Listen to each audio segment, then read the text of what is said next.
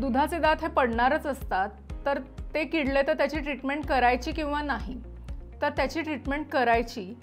याची कारणं अशी आहेत की दुधाचे दात जर किडलेले आणि अति खराब झाले तर खाली असणाऱ्या ज्या परमनंटच्या टूथबड आहेत त्या पण अफेक्ट होऊ शकतात आणि येणारे दातही किडू शकतात.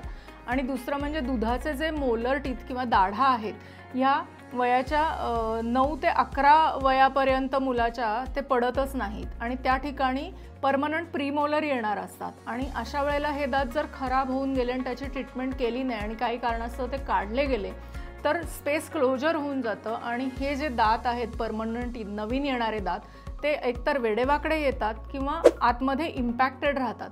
त्यामुळे लहान मुलांच्या दातांची ट्रीटमेंट करून घेणं स्पेशालिस्ट डॉक्टरकडनं हे खूप महत्त्वाचं आहे.